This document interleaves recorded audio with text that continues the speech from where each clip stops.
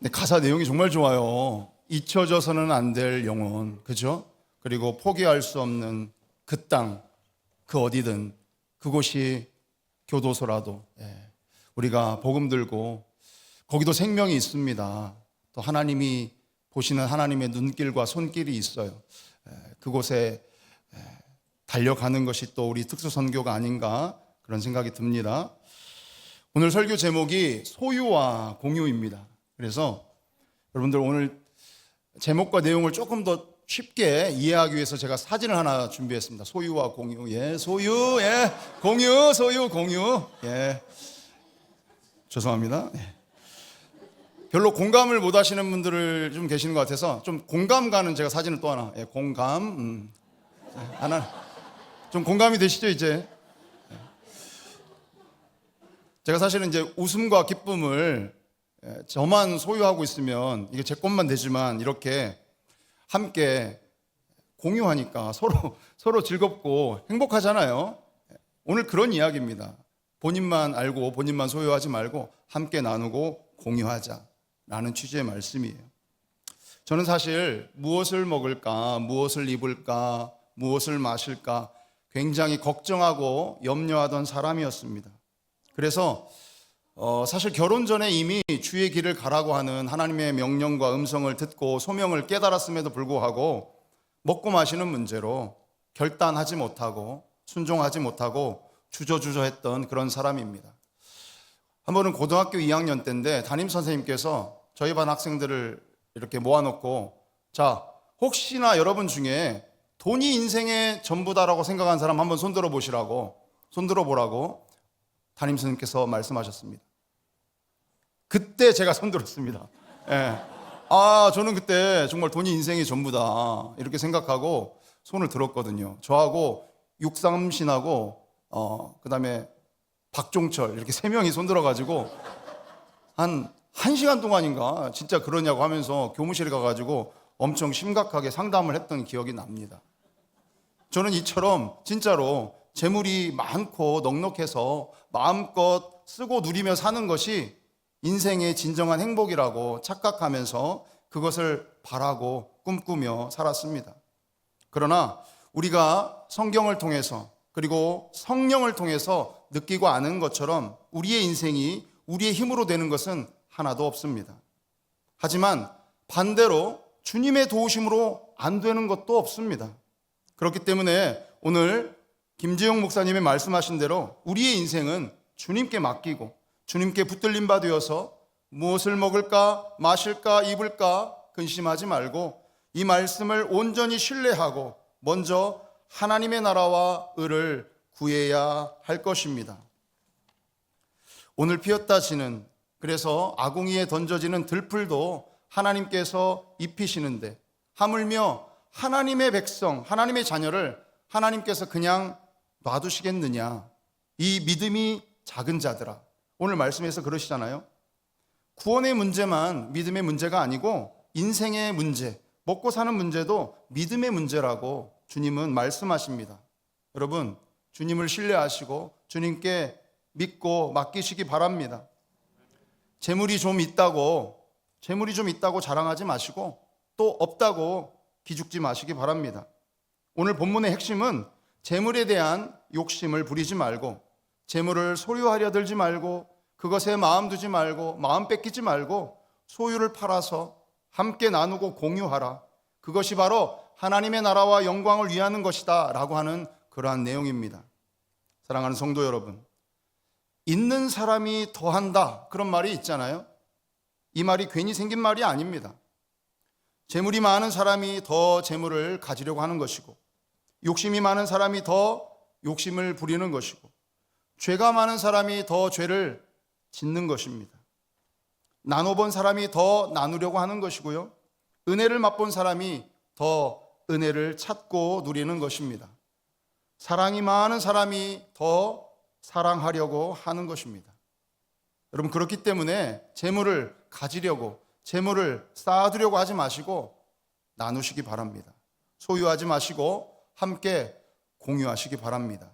나눔의 기쁨, 나눔의 행복을 맛보고 누리시는 우리 모두가 되기를 축복합니다. 물론 우리가 나눠야 할 것은 재물만 있는 것은 아닙니다. 여러분이 받은 십자가의 사랑, 여러분이 가지고 있는 십자가의 복음 혼자만 알지 마시고 나눠주시기 바랍니다.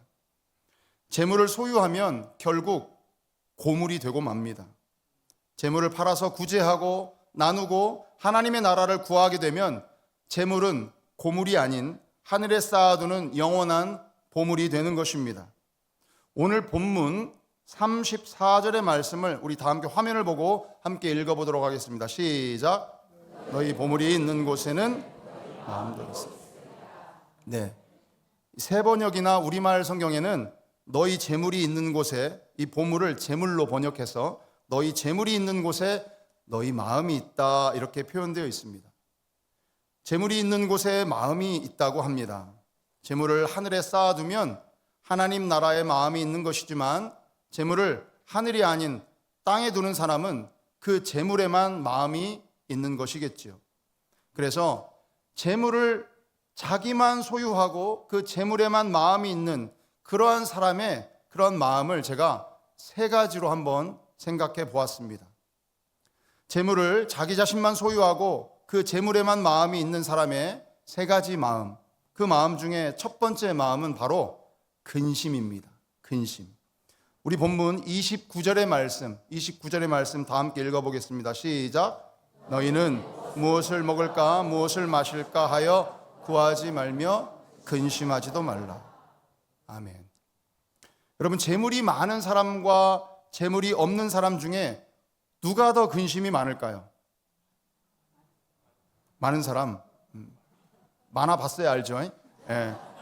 아니, 많으면 많은 대로, 없으면 없는 대로 둘 다 근심이 있을 것입니다.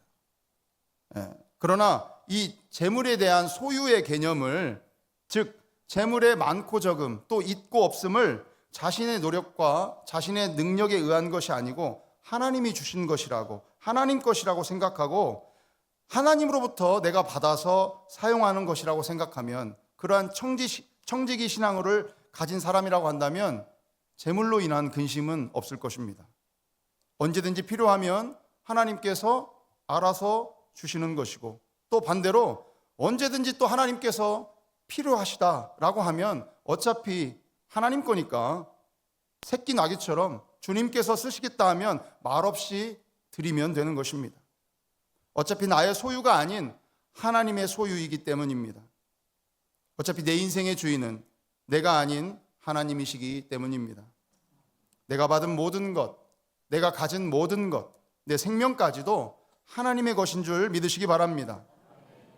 이렇듯 소유의 개념을 내 것이 아닌 하나님의 것으로 생각할 때 근심하지 않을 수 있습니다. 두 번째로, 재물을 하늘이 아닌 땅에 두는 사람, 그래서 재물을 자기 소유만으로 여기고 공유하지 않는 그러한 사람의 두 번째 마음은 바로 욕심입니다. 우리 첫 번째는 근심, 두 번째는 욕심. 사도행전에 등장하는 그 초대교회 인물 중에 아나니아와 삽비라 이야기를 잘 아시죠? 아나니아와 그의 아내 삽비라가 소유를 팔아서 교회 헌금하고 함께 나누고 공동체 생활을 하기로 마음을 먹었는데, 막상 소유를 팔아서 뭉칫돈이 생기니까 마음에 무엇이 생겨요?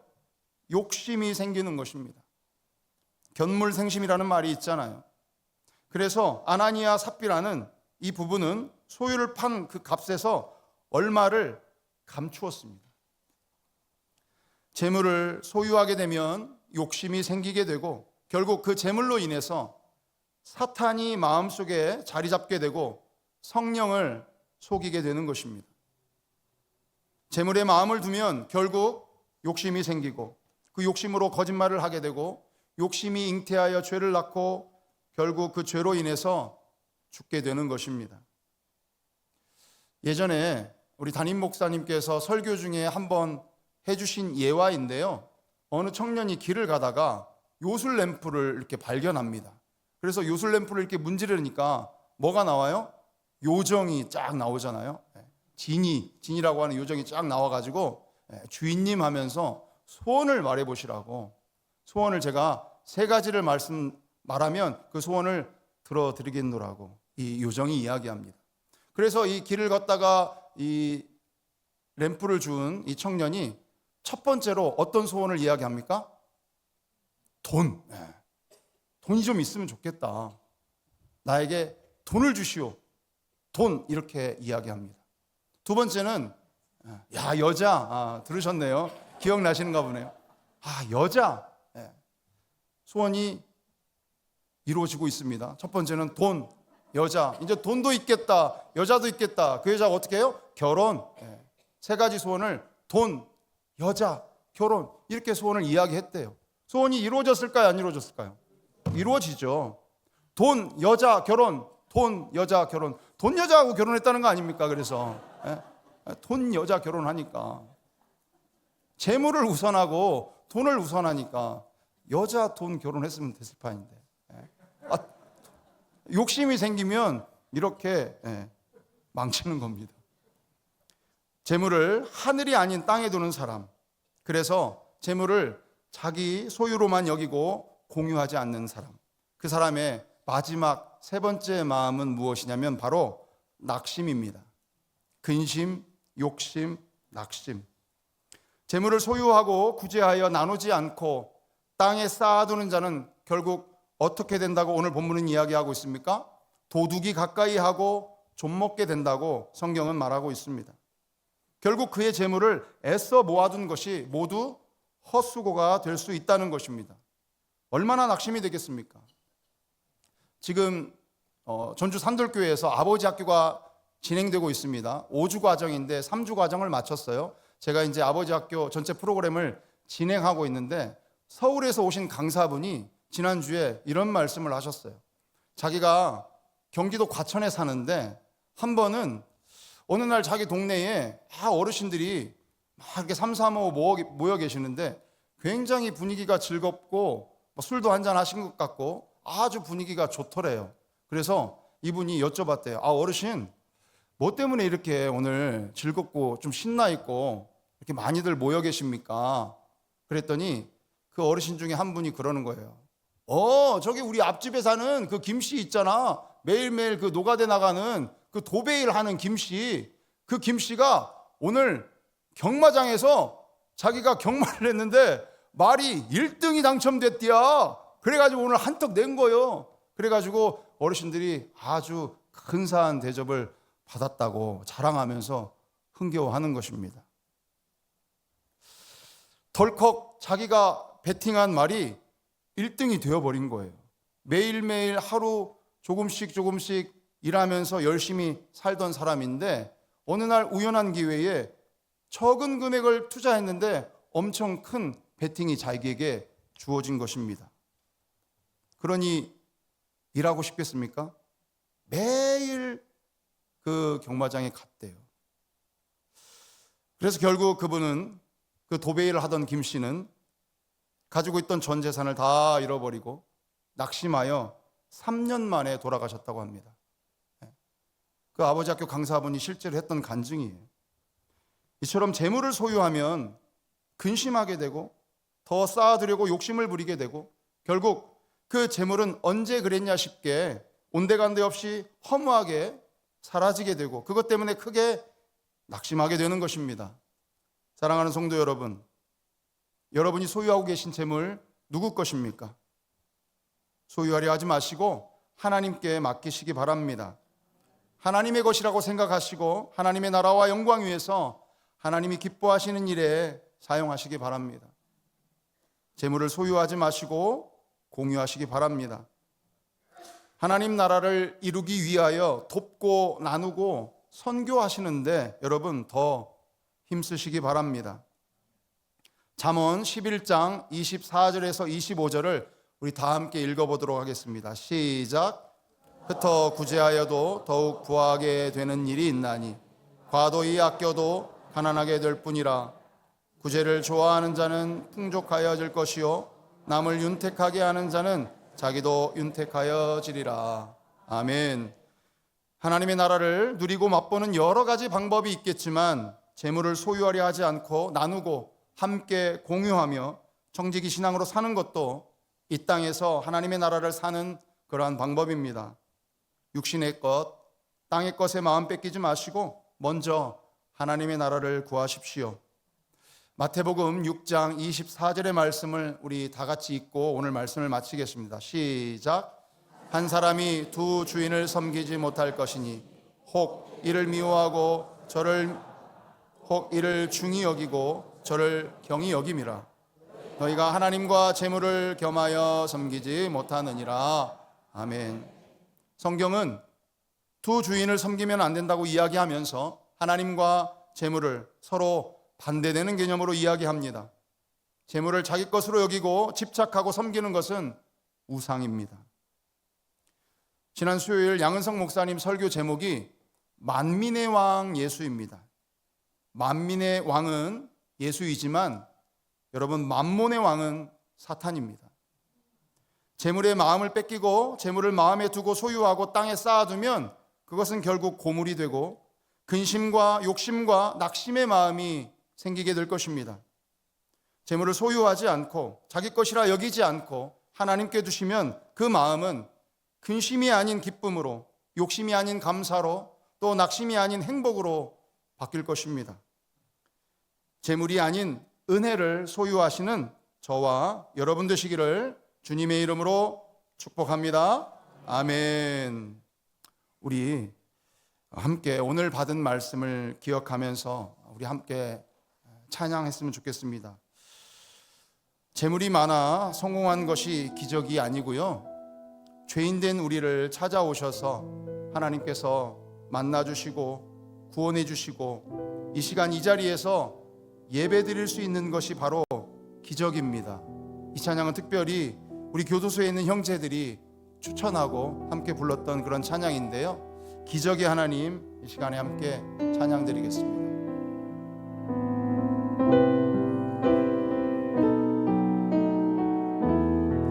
그 어느 날 새가 그물에 걸림같이 내 삶 속에 덫이 임했네. 몸부림쳤지만 허우적거렸지만 나는 약한 자였었네. 내 영혼아, 내 영혼아, 내가 어찌하여 낭망하며 불안하여 하는고. 너는 하나님을 바라라. 그 얼굴의 도심을 인하여 내가 오히려 찬송하리라. 나의 좋으신 하나님, 태양을 멈추며 혈루증을 고쳤던 주님, 기적의 하나님, 능력의 하나님, 그는 나를 고쳐. 우리 2절로 찬양할까요? 그 어느 날, 그 어느 날 아무 예고도 없이 내 삶 속에 슬픔이 임했네. 원인을 찾으며 애써봤지만 나는 무력한 자였네. 내 영혼아, 내 영혼아, 네가 어찌하여 낭망하여 불안하여 하는고. 너는 하나님을 바라라. 그 얼굴의 도심을 인하여 내가 오히려 찬송하리라. 나의 좋으신 주님, 죽은 자를 살리며 모든 병을 고쳤던 주님, 기적의 하나님, 기적의 하나님, 그는 나를 고쳐주셨네. 그 기적의 하나님이 우리 아버지 되십니다. 이 시간 하나님, 내가 비록 가진 것 없지만 하나님의 은혜로 삽니다. 내가 먹고 마시고 이렇게 주님 앞에 나오는 것들 당연한 건 줄 알았는데 하나님의 은혜였음을 고백합니다. 지금 이 시간 이 자리에 있는 것이, 숨 쉬며 하나님께 나아가 기도하며 찬양 드리는 것이 기적인 줄 믿습니다. 특별히 고난 중에 있는 우리 환우들, 특별히 그 기적의 능력의 하나님, 여호와 치료의 하나님의 도우심을 간절히 구하는, 그래서 혈루증과 죽은 자를 살리며 모든 병을 고쳤던 그런 주님의 도우심을 구하는 우리 환우들이 있습니다. 또 우리 삶의 모든 환난과 고난과 어려움 중에 있는 그러한 생명들이 있습니다. 특별히 도우심을 필요로 하는, 잊혀져서는 안 될 영혼과 또 포기할 수 없는 그러한 저 땅, 특수선교가 주의 복음 들고 나아가고 있는 그 땅이 있습니다. 그곳에서 주님의 놀라운 기적의 도우심으로 생명이 살아나고 복음의 씨앗이 심겨져서 귀한 열매 맺는 놀라운 능력, 그 기적의 능력이 임하게 해달라고 우리 주의 이름 한번 간절히 부르고 함께 기도하며 나아가겠습니다.